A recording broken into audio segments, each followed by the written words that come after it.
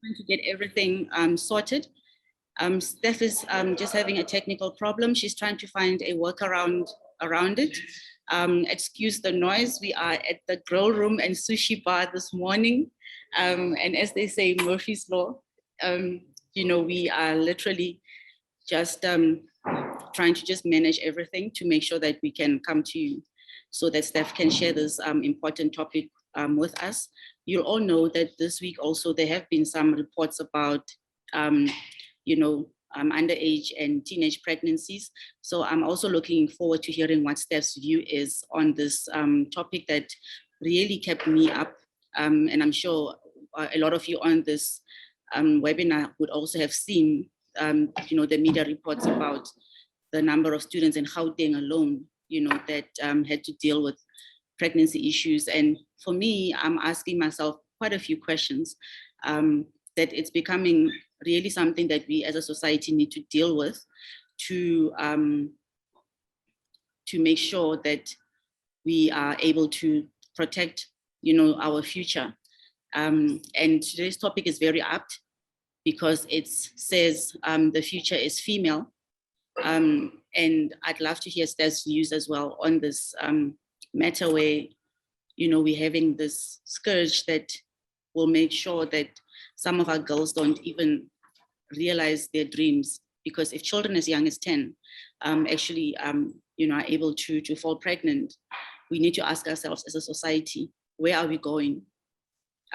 What are we doing, to lend our voices? And I'm hoping that some of my colleagues on the lawyers group that I'm a member of are also in this webinar so that, we can also share our plans in terms of what it is that we think we would like to do as a legal fraternity. And as you know, as custom, we start by reading a poem. So today's poem is very apt. It's a poem by Maya Angelou, and I'm just going to read that for us. And it says, "Men themselves have wondered what they see in me. They try so much, but they can't touch my inner mystery. When I try to show them, they say they still can't see. I say, it's in the arc of my back, the sun of my smile, the ride of my breasts, the grace of my style. I'm a woman, phenomenal woman. That's me. Now you understand just why my head is not bowed. I don't shout or jump about or have to be loud. When you see me passing, it ought to make you proud. I say, it's in the click of my heels, the bend of my hair, the palm of my hand, the need for my care. Because I'm a woman, phenomenal woman. That's me. So without further ado, and once again, because this is a live session, anything can happen. We had to run around the restaurant to look for proper Wi-Fi. So, and Steph had some, audio problems, which I can see have been resolved now. And thank you so much for being here with us. And please put your questions in the chat box. And if some of you really feel passionate about the topic, we will unmute the mic towards the end of the session, and you can speak directly to Steph. So Steph, over to you. Thanks. Right. Are we all systems go? We're all systems go, and our attendees hung in there. Thank you so much, guys. Steph. Thank you, yeah. And thank you for your patience. There's always these technical issues, and nothing changes from the last presentation to this one, and suddenly it doesn't work. So it is just very confusing, but we're on now, so let's go. Right, so good morning, everybody, and thank you for your patience. It is much appreciated. And as we know, it's Women's Month, so Imokodo, as we know that the Watint Abafazi. So I hope you've read the warning that we're going to be looking at the women's issue and so the preconceived ideas about gender. Hopefully we'll throw them out of the window. So because those have been taught to us, they are not factual and they're not anything to do with who we are as women. So let's look at this, the option of the future is female. What do we actually mean by this? So we do know from deep history that the past was female, and that history, like colonialism wiped out the history of African history, that the patriarchy wiped out the history of our past being female. So when it comes to what we are facing in the world, the two biggest changes that we're facing right now is, number one is the massive change in technology, and number two is the growing economic power of women. So one of the areas, if you don't have economic power, as we know, then you literally in this world don't have very much power at all, is the way that the capitalist system is structured. When women have both access to technology and are able to use technology without the stumbling blocks that we've had this morning, when we have access to both, that's when we can truly come into our own. So the big game changer is obviously tech, and tech has changed everything. If you were a teenager or an adult at the turn of this millennium, just to remember then what kind of tech we had. The tech then was completely different to the future that we're looking at. But the big thing that tech has done for us as women, it has changed. It's the game changer is actually a brain changer. And that brain changer is because as women, now it's not a question of whether we use brawn or muscle power, or whether it's more about brain. And my brain, a male's brain, are all the same. So our brain power is not the problem. And if you looked at an MRI, as a neuroscientist, you wouldn't be able to tell the difference between a male and a female brain. Now, I know there's lots written about the male brain, the female brain. How we programmed will make a difference in terms of brain wiring, but not in terms of brain capacity. So all of the nonsense that was written about male brain, female brain, and multitasking just means we do everything badly. So it's not even possible in terms of what our brain power can do. So our brain is not any different. The only difference that men have, and the only is literally stronger upper arms.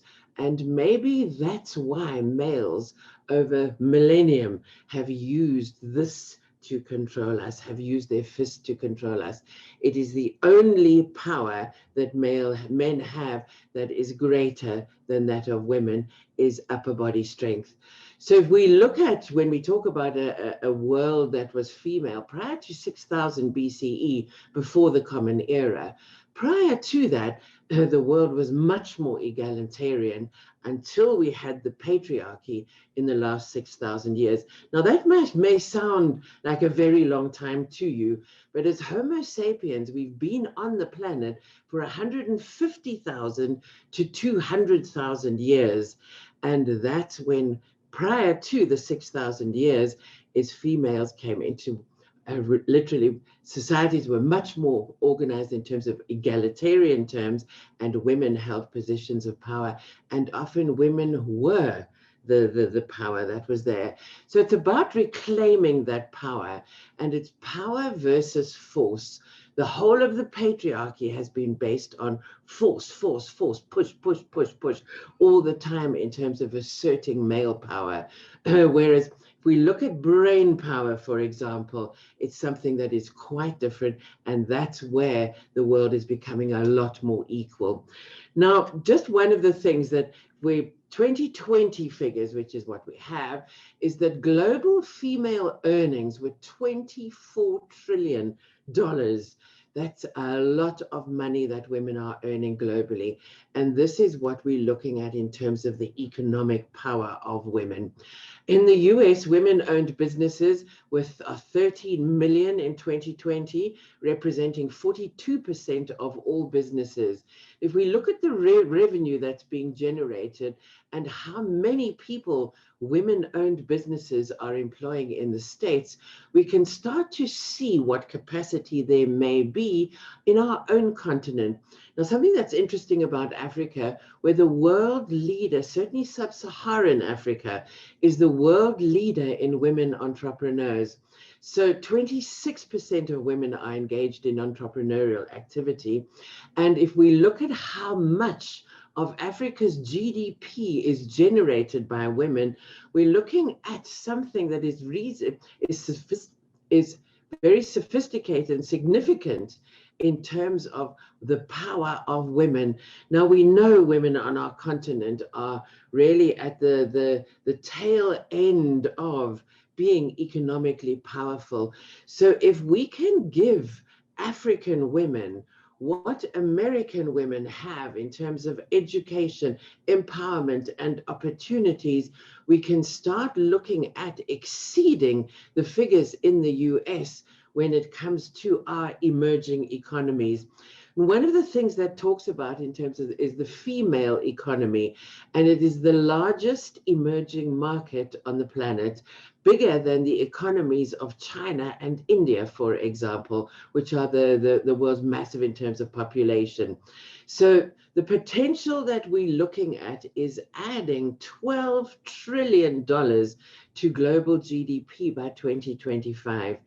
And what's most interesting about women and empowered women and economically empowered women is 90% of the income is invested back into the families.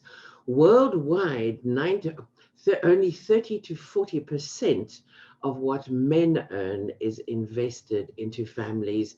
So if we want greater stability in this world, we have to invest in women's economic empowerment, because naturally women will plow that money back into developing their families and growing the family's capacity. So stable economies and a stable world literally depend on us ensuring or empowering women and empowering women economically. So there's a lot hanging on it in terms of our world. If we look at the influence that women already have, that the Forbes magazine, there was an article about the influence of women, and it looked at, if you want to know where the world is going currently, follow what women are doing.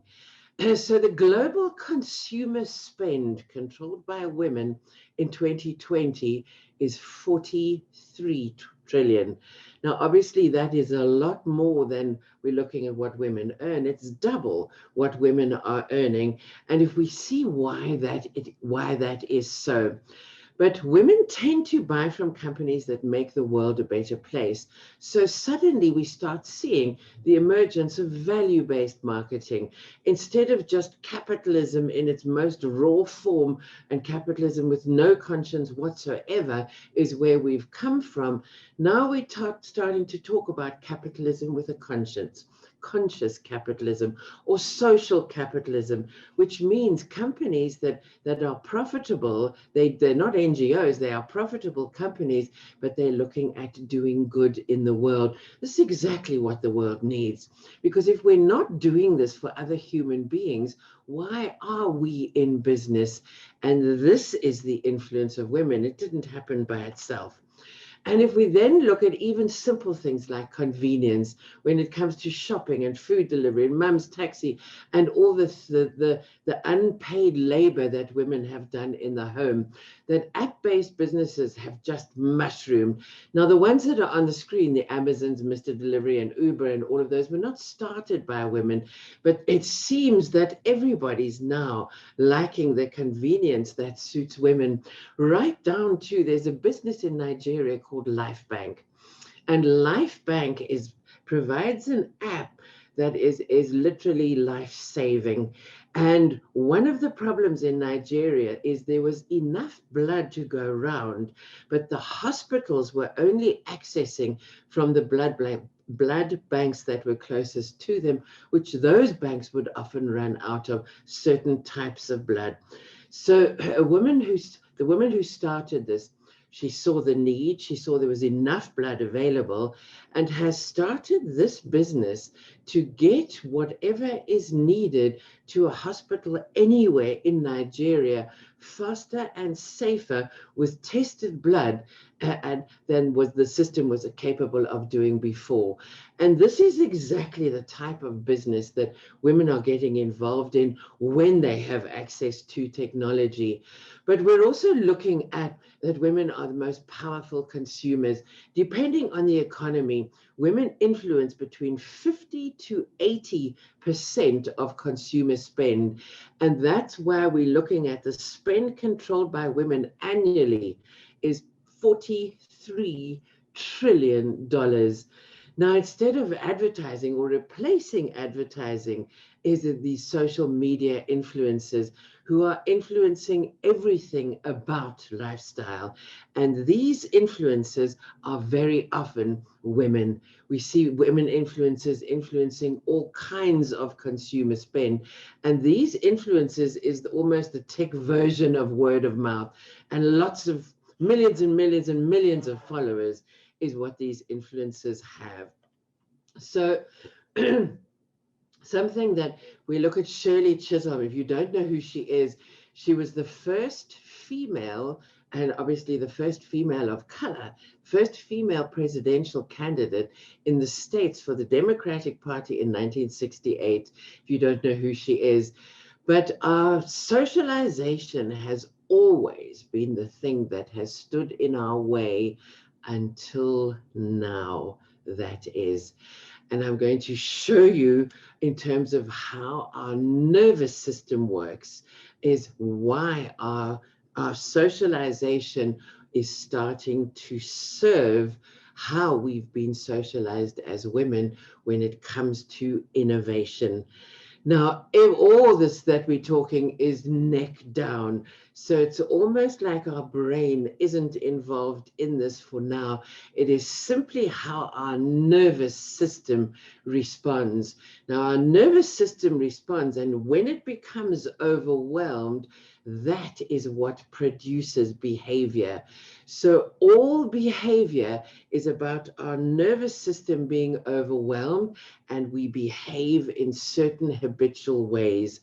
Now, the top part of the ladder is what we call the green zone. We look at this almost like it's also a traffic light, green, orange, and red. The top part is the safe and the calm. It's where we belong, we feel social. This is human beings at our best.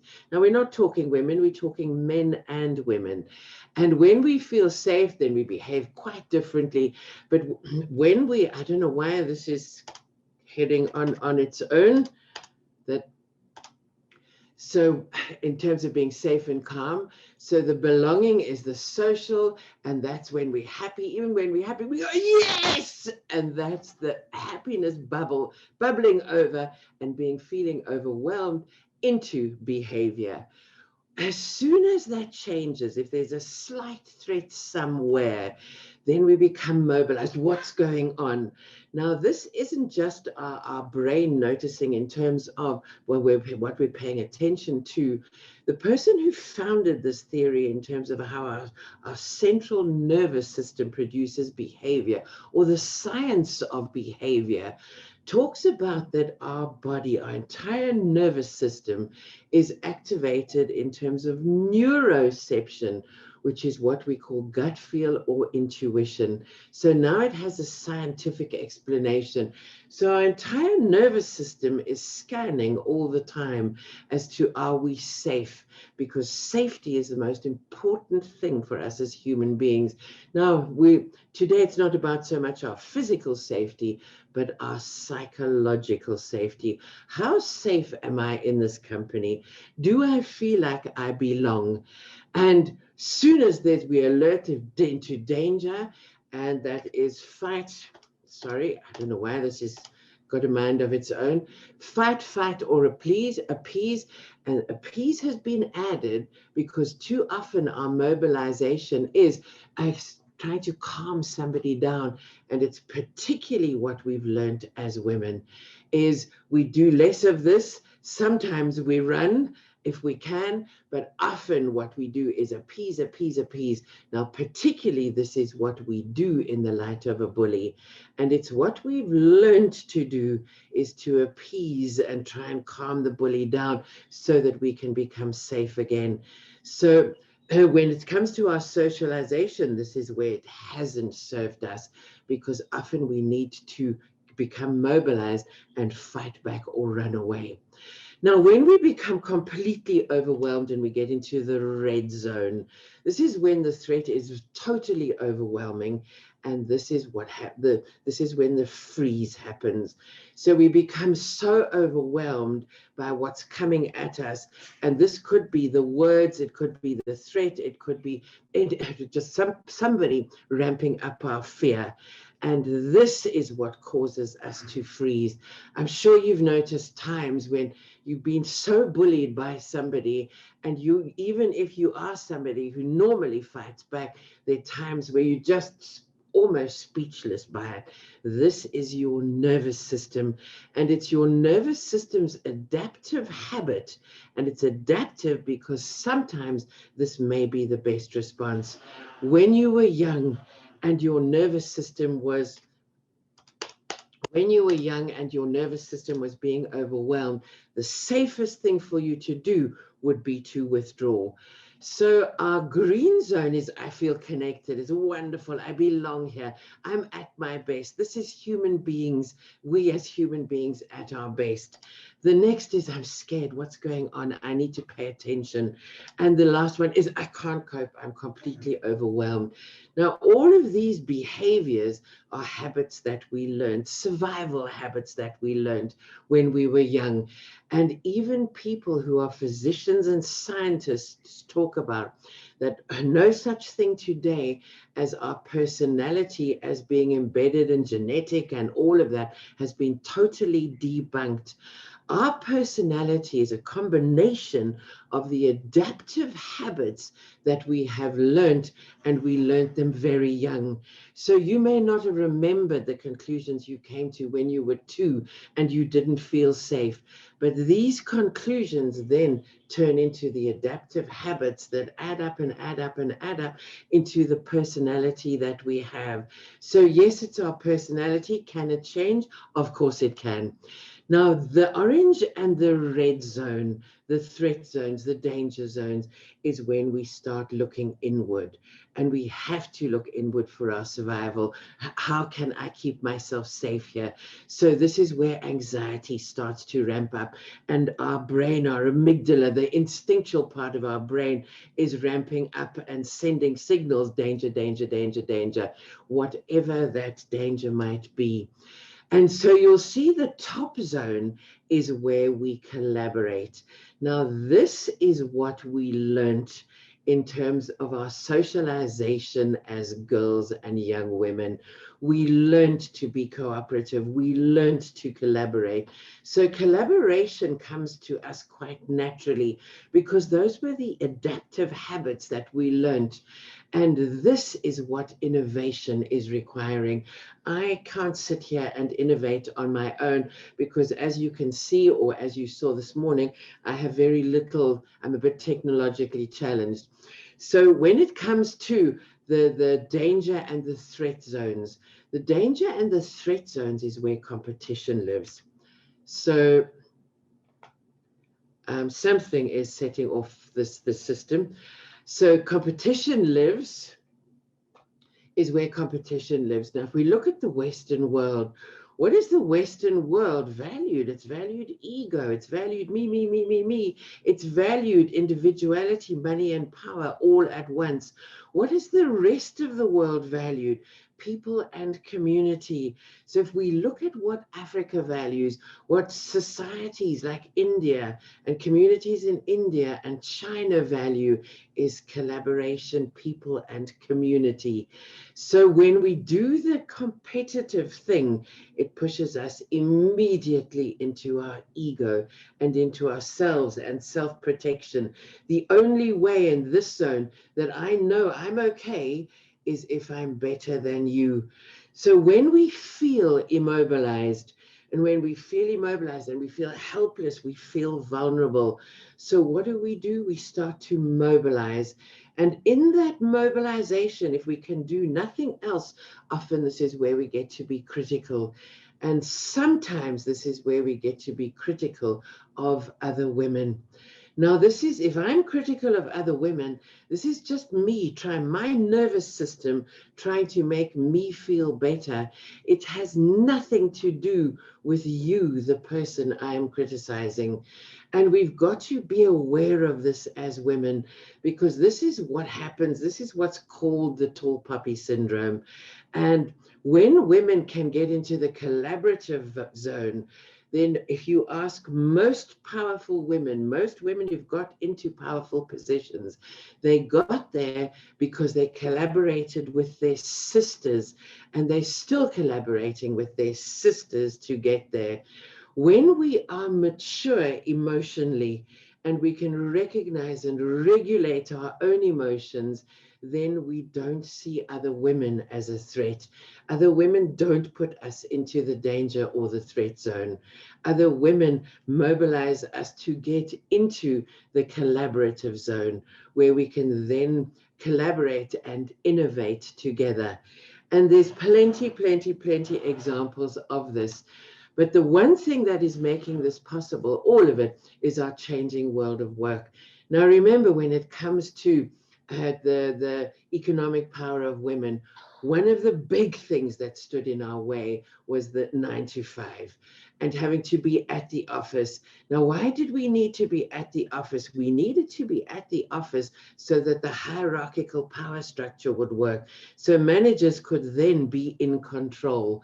Today, we need to manage completely differently, and managers are battling. Managers who into that competitive, the danger and the threat zone, the orange and the red zone, managers who have lived there, that's their habit, are battling to manage in this changing world of work. But this changing world of work is a boon to women and a great advantage, because women have other jobs that we do. We don't need to do it all, but women take it on. And particularly a single mother has plenty of other jobs to do. And this means we can work when it suits us. And this is why this changing hybrid world of work is the best thing that has happened to many, many women, if you have the space and if you have the luxury and the privilege of having space to work from, and you have care for your children, obviously. When it comes to the blurring of roles, this is one of my favorite sayings, is that my favorite position is CEO. And the blurring of roles today, we have female engineers. We're talking to plenty of you are female lawyers, that it's no longer that this is men's work. We have, excuse me, women who are doing physical male jobs. We have women in mining. We have women miners, not women sitting in offices in mining. We're having women in mining, women in armies. So this complete blurring of roles means, what is women's work and what is men's work? There's no such thing any longer. And if we also then examine what is the reality of what's happening on our continent in terms of the informal economies, the informal economies generally in the world are dominated by women. Now, these are women who are survival, and they are survivalists, but it doesn't mean that they're in that survival zone at all necessarily. These are women who are, it's economic survival. And these are the women who are already showing the creativity, the innovation, the willingness, the commitment to what they do. And this is the reason that our continent has survived. If we look at the unemployment rate in South Africa, we're talking about officially now around, with COVID, around 30%. Some people are saying 40%. But we have an informal economy that is not registered. And people who work with this informal economy talk about how much this brings down the unemployment rate. We're also, if we talk, the World Economic Forum put out a report recently, and one of the things that they looked at was the South African unemployment rate.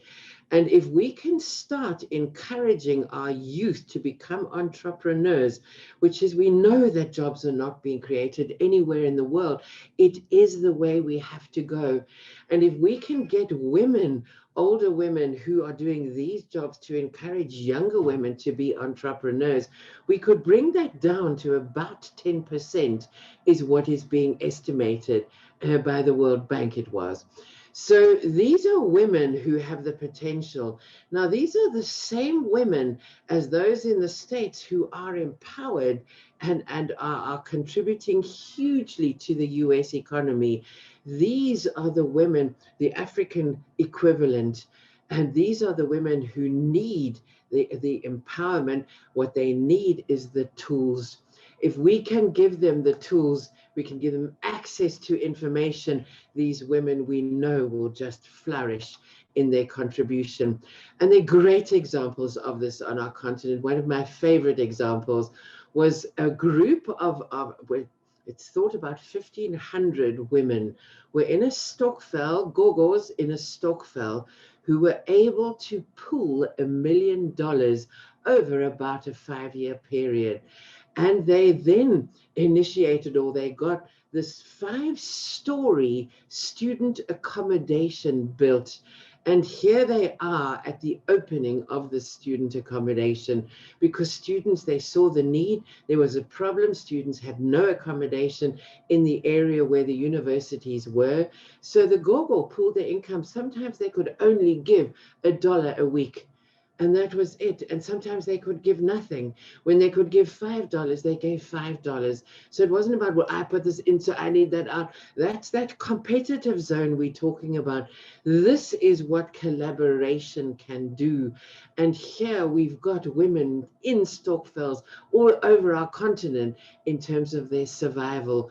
What are we doing to take that power and turn that into something that is much more economically viable, in the same way that these Gogos are doing it for themselves?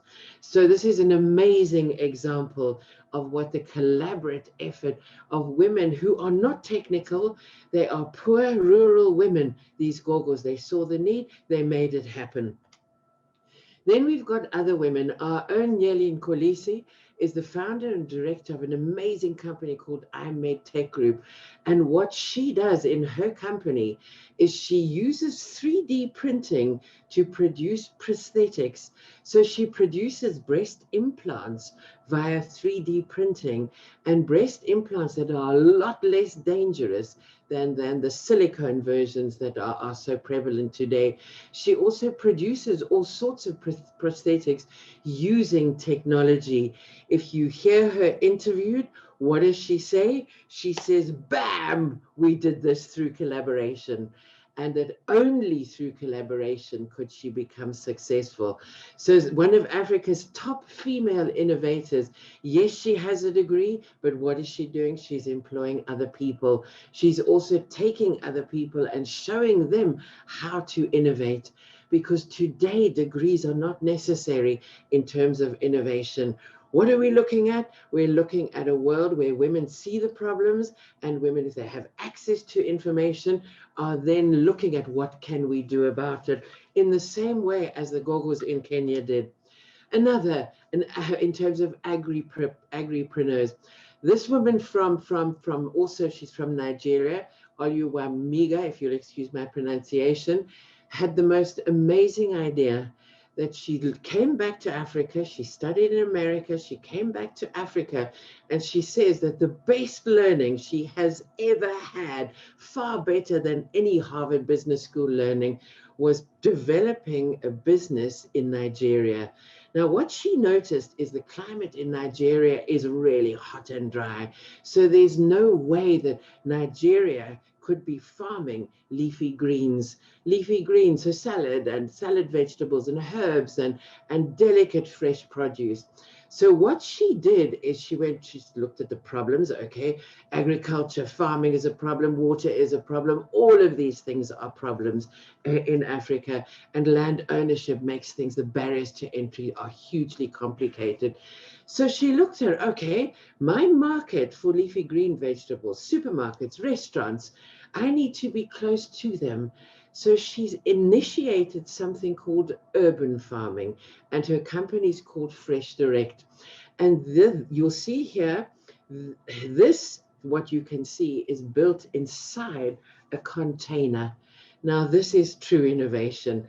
And the water, because water is such a problem on our continent, the water is fertilized through chicken poop, literally. So they're growing chickens as well. So chicken poop then produces what's needed into the nutrients into the water, and it is recycled through, pumped into these tunnels that vegetables grow. She's growing these leafy vegetables. Now she's 15 minutes away from her customers. So before, Nigeria imported leafy green vegetables, which meant they had to go through a whole cold chain. They're much depleted and deteriorated, and the taste, flavor, all of that, nutrients have gone by the time they get to the restaurant or the supermarket. She is 15 minutes away. Now, if we look at how many women are earning an income, and it's a big income from renting out space in their backyard. So even it might just be a shack in their backyard, but this has been estimated to be worth a few billion rand. Now, if we look at containers, they're widely available, and they just are waste, absolute waste that we can do nothing with. You'll see sometimes billboards, ugly billboards are made out of them. This turned into urban farming, turns that waste of the containers and starting to produce exactly what is needed is to feed our continent. Now, there's an author who written a book about predicting what's going to happen in 2030, who believes that one of the major reasons that Africa is going to become economically successful is by Africans feeding ourselves. So food security and anything to do with food security is going to become big business in Africa. And this innovation without land and highly productive hydroponics is incredible in terms of its innovation. How did she get there, and how will she scale it? Bam, collaboration. She's looking at scaling to 10,000 women, particularly, or farmers, urban farmers, who are producing this level of nutrition in Nigeria.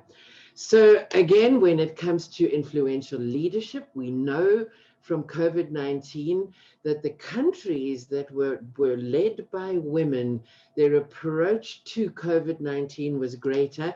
And we also need to add the female president, who, since this picture was taken, has become president in Ethiopia.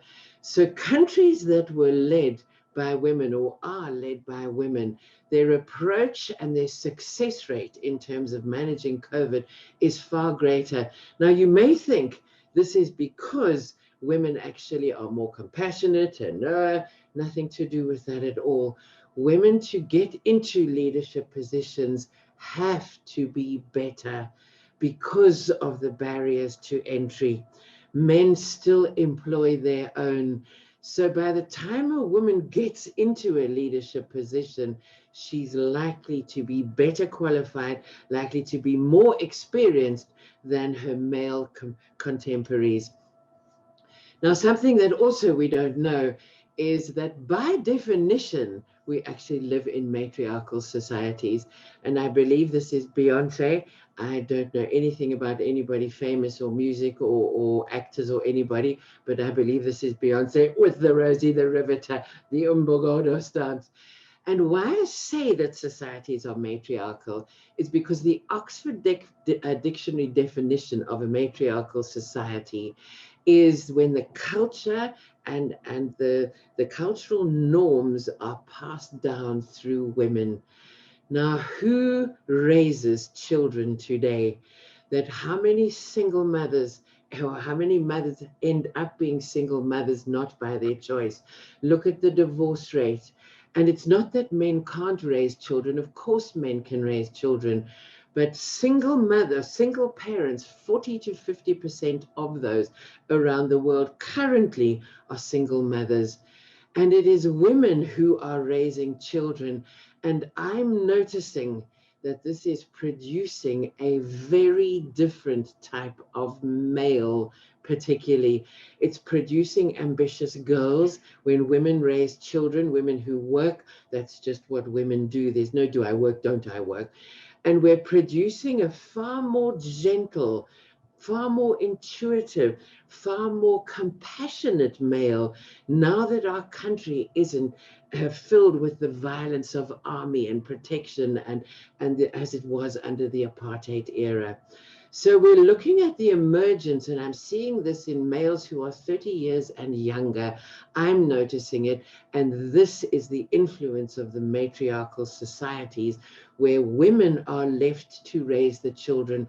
The stats in the States show that for if a child reaches their equivalent of matric with both parents, the parents who actually gave birth to that child or produced that child genetically, it's as low as 17%.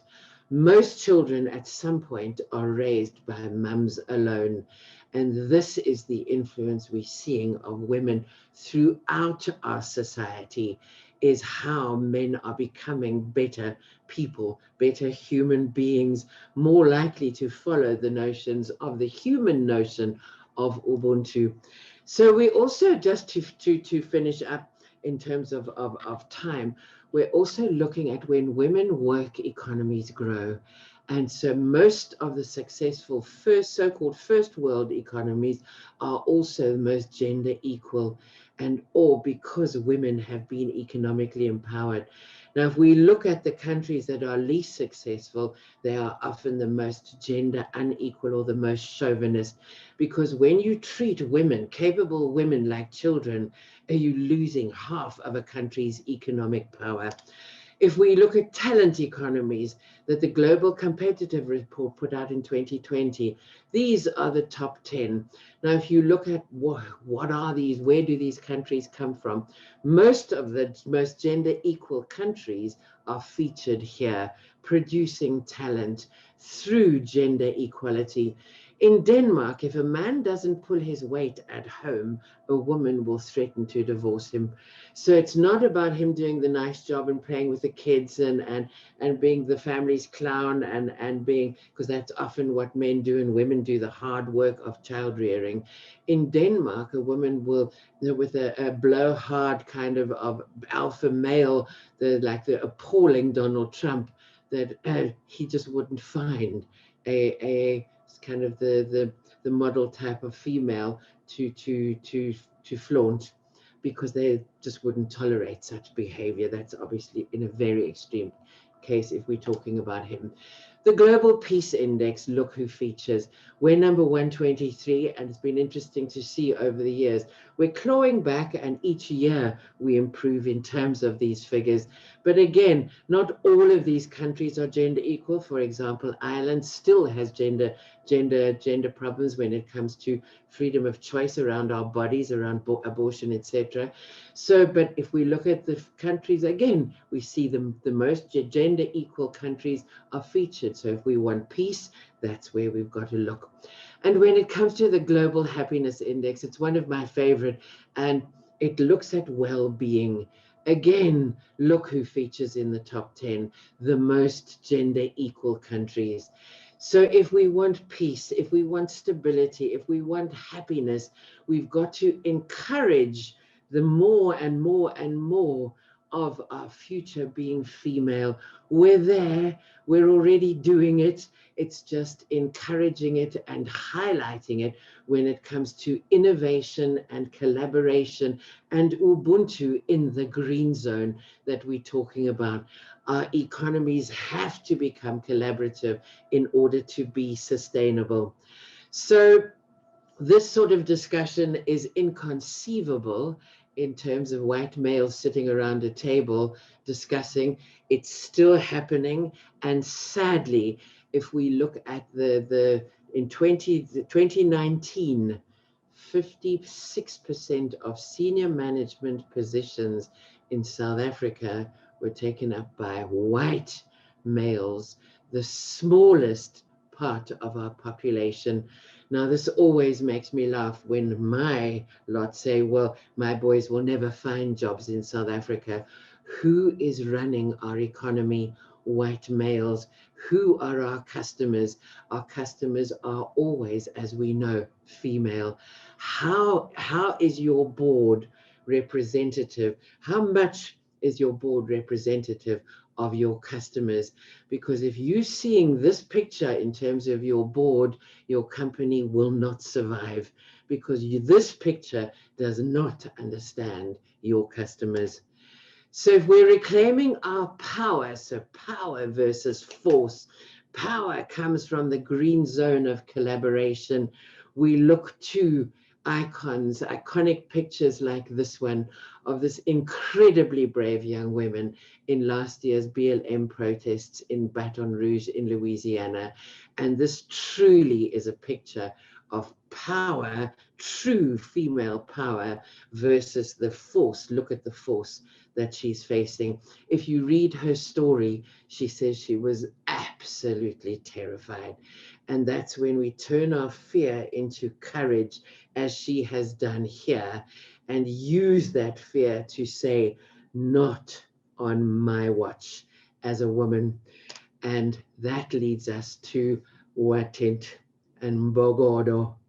So that concludes my presentation. So thank you, and thank you for your patience and your ears. And thank you to Anastasia and the team for inviting me. It's been a great privilege to address you. I'm here, I'm available. I know we are just out of time, but I'm very happy to take questions for those that, if there are, for those that wish to remain. Thank you so much, Steph. The chat box is, yeah, it's quite busy. Elmarie to drop off. Elmarie is one of my colleagues, and she also is a woman that really believes in collaboration. She reached out to me via LinkedIn, and it has been such a beautiful journey. So, you know, she's one of the people that's trying to change the narrative about women not collaborating. So thanks, yes, Elmarie, and thanks for attending. Steph, there's quite a few questions. I don't know if you want to stop sharing your screen so that it can become interactive. I can certainly do so. There we go. I was actually asking my team on mute now that, guys, are there still gentlemen on this webinar? And I'm glad to see Jeff is still here with us. And if there are any other gentlemen, please just wave, you know, your hands, because it is important for us to take men along in this discussion, because it's not about women. It really is a discussion between males and females, because society is not made up of one gender. And I just received a comment from my husband, who's also watching, and he says he is really enjoying this presentation. And you know, Steph, we're raising boys, so it just shows you the psyche in the household as well. You know, about it's not about. Can I just comment on that? And one of the problems is we come from a male appeasing economy and society. So we spend so much time making men feel comfortable, and they're not. And so if you have trained your men, well done to those of you that have, and particularly your boys, and they will be different because they're living with powerful women. But we spend so much time making sure that men feel comfortable with our power. And what are we doing when we do that? We're just reducing our power all the time, saying, sorry, I'm apologizing for my existence. So that's part of the appease that we learned, that our self-esteem is based on what we give. And all the time we're coming from a male appeasing culture. As women, we appease, and it's something that we need to stop doing, because men are big boys now. They can make themselves feel comfortable. So one of the problems is men don't learn to regulate their emotions. So women become the emotional shock absorbers in all cultures. So we keep taking it, and we keep taking it, and then we keep apologizing for our power. So it's time for men to do what they need to do. and our husbands and our colleagues need to go to therapy, as we have done, and to sort out our socialized issues. Men have the same opportunities and need to do so, so that they can cope with the powerful women who are literally now taking over in the world. And we're not apologizing for that. Great, Steph. And so are you recommending that, there should be, it should be normalized for men to also seek counseling? Because I find that before you, can you switch on your camera, Steph, so that it becomes interactive? It is on. It is on. Sorry. Steph. So, yeah, because I think before there used to be this thing of Black people do not see psychologists. Now I think we're moving now to the point where a lot of Black women are seeing psychologists. So now we're going to move to, men in general. This not even a color thing. So it's like the bar keeps moving on how we try and normalize certain behaviors in society. But I'm going to go straight to the chat box. We have for some reason, I don't know why my camera is now not working. It was working perfectly before. It's fine. We can hear you. Hold on one sec. Let me see if I can get that sorted. So, can I read some of the questions, because there's quite a lot? I've asked some of the attendees to stay on because we lost quite a few minutes in the at the beginning. Sure. So one of the questions is from Lydia. She's asking, how does, you were talking about collaboration amongst women. She's asking, how does this perpetuate the pull-down syndrome seemingly prevalent in women? And what causes women in top positions to mimic men and treat women harshly? Okay. And the questions that have been asked for eons. And ever since that I've been doing this work, we've had women ask questions around the pull-down syndrome. Remember, when we get to feel to the bottom rung of the ladder and we start to feel vulnerable, so that's when we in our threat zone. What do? We put others down, and we often put other women down because they're easy targets. When we in the green zone ourselves, that's when we collaborate. So it is, remember our ladder, and in terms of the what zone we are in matters. What is happening in my nervous system that I need to criticize you so that I can feel better about me? That's why we criticize other people. So the pull me down syndrome is insecure women. And it's also the reason that women mimic men, because we look at, that's what power looks like. And certainly in my generation, which was the early start of women reaching powerful positions. And then we had to be the super women, and the women who did everything and was very firm in the office and nobody messes with me. And that's using the same force. We can use our personal power, which means we need energy. So when we collaborating with mature women who know how to regulate their nervous system, and that's the essence of the work that I do with personal intelligence, with emotional intelligence, is learning how to regulate our own emotions. And that's the work that men need to do in therapy, or just looking at in terms of what can they do to regulate their own nervous system. I'm just going to see if I can get my husband technician to see if I can get the camera now working, because that seems to be I'm going to be repeating the questions, because we asked for those who can stay on a little bit longer, because I mean this discussion is so important. The next one is from Nobutle Mashiro. She's saying the biggest challenge I experience with working in mining industry is the lack of support from fellow women and toxic, unhealthy competition that still exists today. I think this is one of the things that you have just addressed. I'm going to look for another question. Lydia asks, how can we demystify this issue of Black tax, which in essence is based on our collective consciousness value system, which now is seen as a burden by the future generation. At the center of it is taking care of one's family. And yes, that is the right. Now you can see, we have camera, do we? Not yet, but you can continue answering. Okay, so. There you are, Steph. Okay, and I see I have lots of shadow too, which is not helping. So, okay, so in terms of the issue of feeling obliged, Yeah. that people often feel highly obliged to look after others. And some people refer to this as black tax. And some people say that it's about, I got a leg up from my family, so now it's time for me to pay it forward, as it were. So it's the concept of pay it forward. The issue is that we can only do so if we have sufficient. So if you've got surplus, you can do so. One of the problems is that it does create within all families all around the world, it creates the people who are not prepared to help themselves. So the people who manipulate via victim can use this to manipulate. I can't do it, and you can do it, but I couldn't do it, etc. So we have to know who we're dealing with when it comes to family members. So family members see success and they go, aha, that's my free ride. And this is all over the world. It's particularly prevalent now in South Africa or on our continent in terms of what is called black tax. So if you have surplus, and I'm not talking about that if you have bought all your luxuries and you really are overdoing it in terms of yourself. We know what's reasonable and what's not.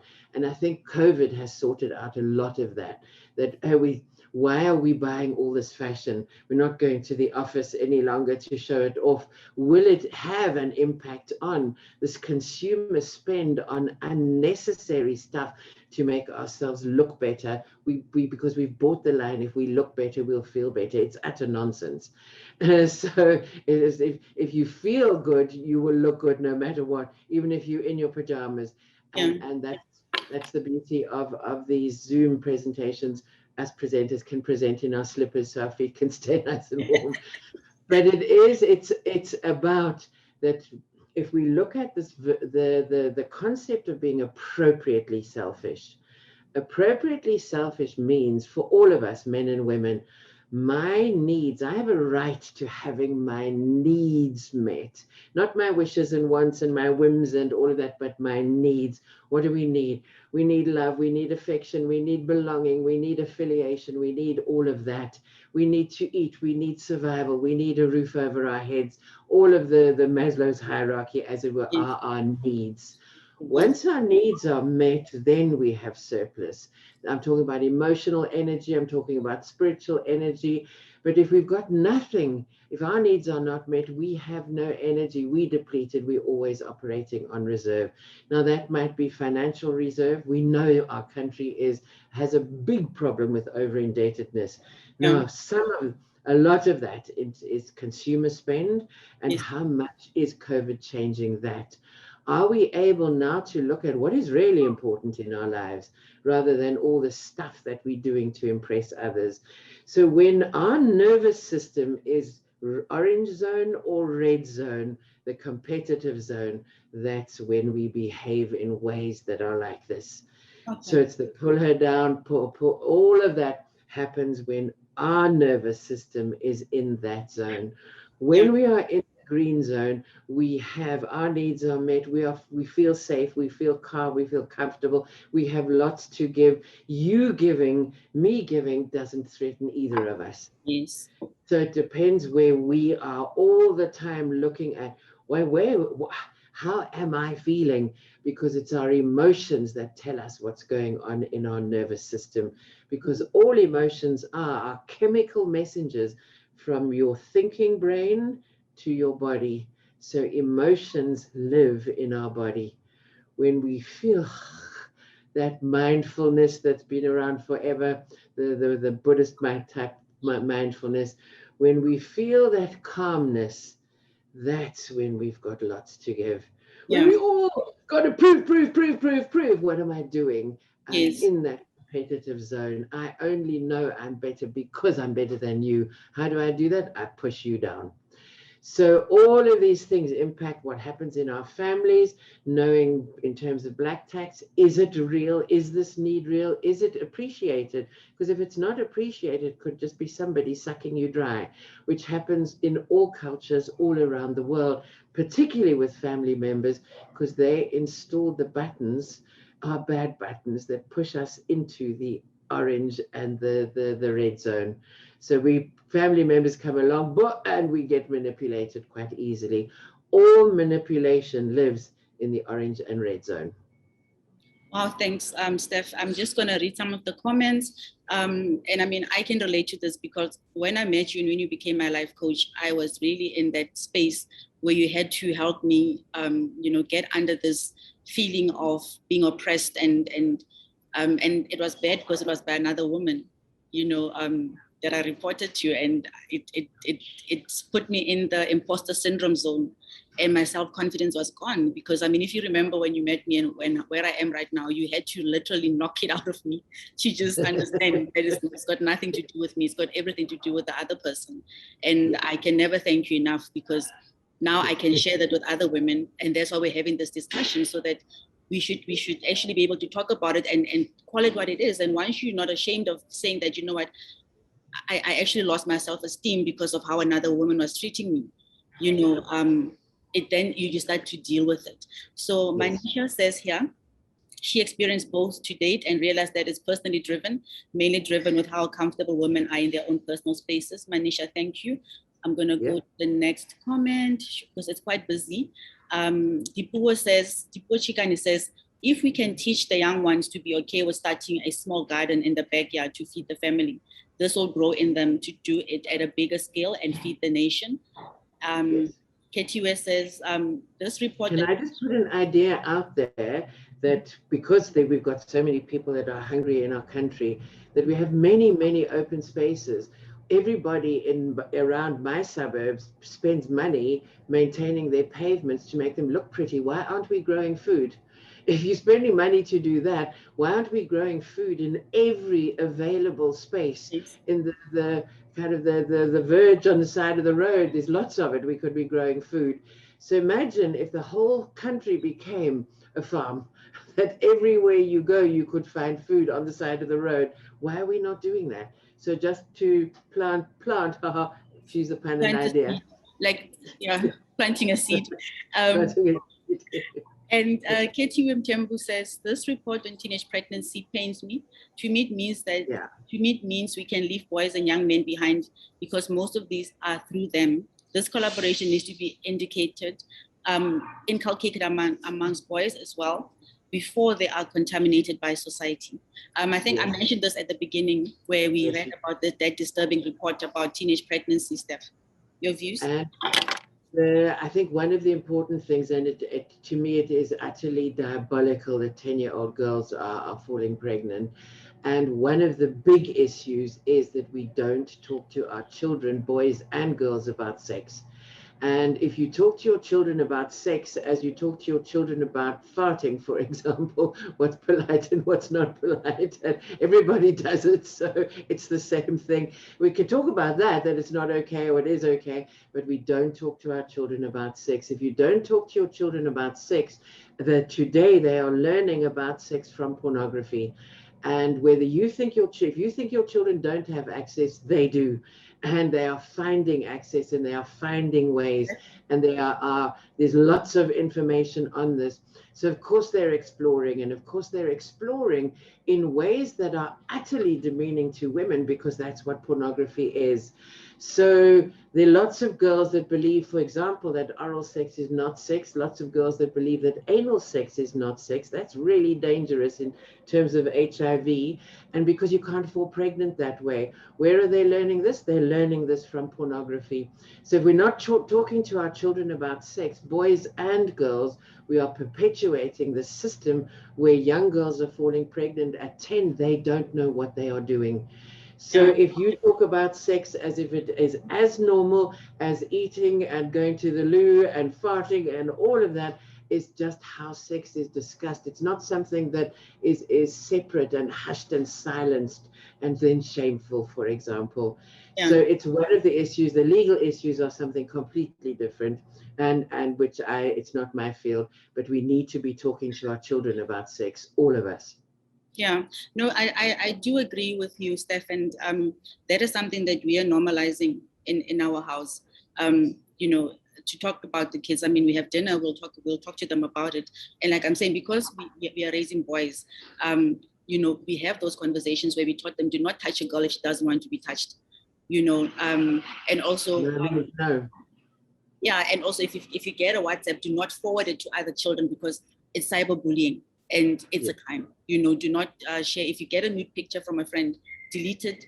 You know, don't even try and share it. So parents, we need to also normalize having those discussions, whether boys or girls. I mean, nieces, nephews, because before I would not talk to my mother about sex. I mean, if the what the Bold and the Beautiful or Dallas was playing and they start kissing, we shoot off to the room, right?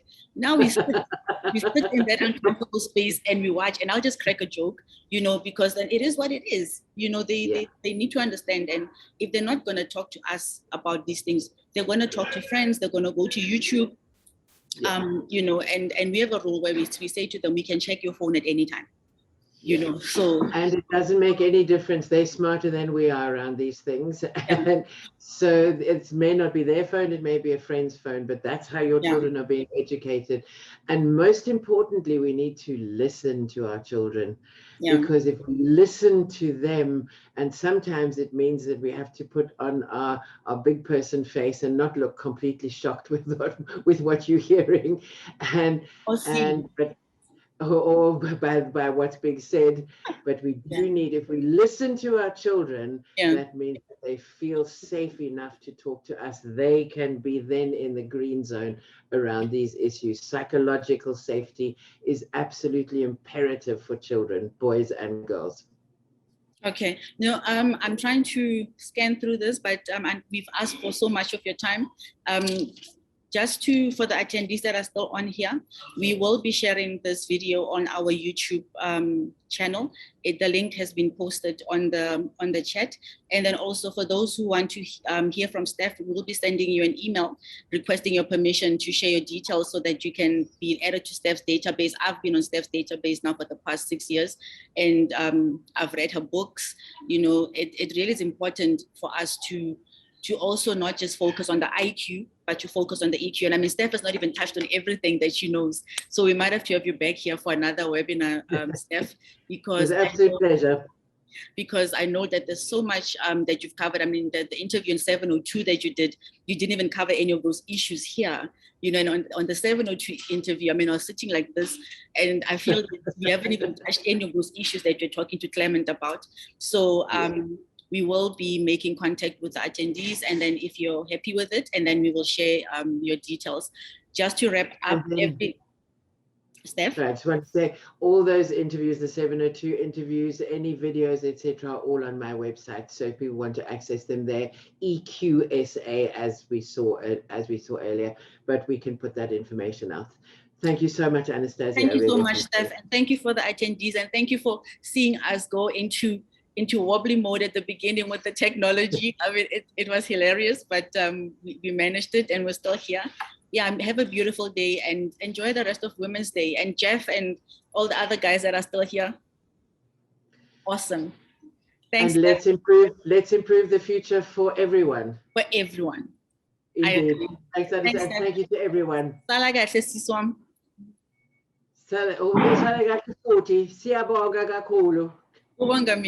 Steph. Bye.